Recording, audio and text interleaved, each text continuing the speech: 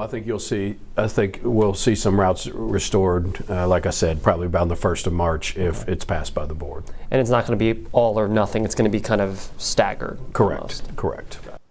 JCPS Superintendent Marty Polio sharing a possible time frame for when students and families who lost bus transportation could see that service restored. The school district announcing today the nearly 70 truck drivers they've contracted are now all licensed to drive school buses. And good evening, everybody. Thanks for joining us here at 5. I'm Connie Leonard. Polio hopes to make the recommendation in January, and the JCPS board would have to approve. But it comes as meetings could be limited with the new court ruling, as the board also searches for a new superintendent.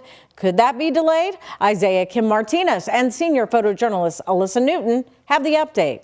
With the Supreme Court's new ruling, Superintendent Marty Polio is worried the board will not have enough time to properly vet and pick a new superintendent by next school year, opening the door potentially for an interim to fill the role in the meantime. Let me be clear, 6 meetings will not be enough. I mean, I'm not saying might not, it will not be enough. It's almost impossible with the tasks that would have to be done to do them only on the 6 board meeting that are allowed by law. Lawyers for JCPS and the Board of Ed just got busier this holiday season, grappling with what a newly upheld 2022 state law allows the school district to do. The Republican-led Senate Bill 1 caps the board at meeting once a month, max. The board's going to have to make some decisions. I mean, that may mean an interim superintendent or an acting superintendent, which is what that does is just stalls progress. It stalls progress. Superintendent Polio is set to retire in June,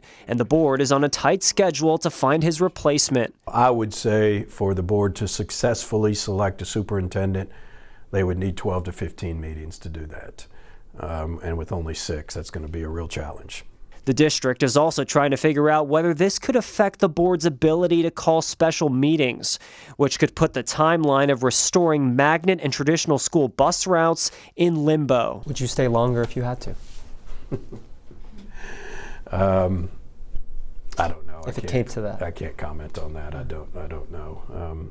There's an ongoing power struggle between Republicans in Frankfort who've grilled JCPS on their performance and the district who feels the state is unfairly meddling. SB 1, which only applies to JCPS, shifts authority from the elected board to the appointed superintendent, putting that much more weight on the selection process that so many are watching. What does your gut tell you, though? Someone from out of state or someone local? I mean, I would love to see someone local. I really would. I mean, that's my preference. I followed that pathway. I asked Polio if he believes splitting up the district is the end goal for some Kentucky lawmakers.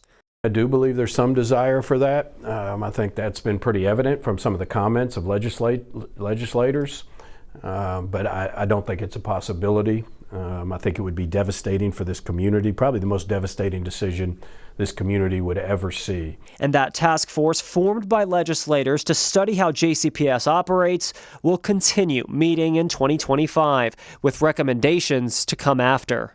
Isaiah Kim Martinez, WHAS 11, on your side. Well, the JCPS board's next meeting is set for January 28th, and if the board approves restoring bus service, the district says it could take at least 6 weeks to make it happen. They'd have to survey which families want it and also potentially reassign some routes for drivers and give them time to practice them. Well, one success that Polio highlighted, the decrease in chronic absenteeism across JCPS. This has been one of Polio's biggest initiatives. Children who miss 10% or about 2 days a month are considered chronically absent.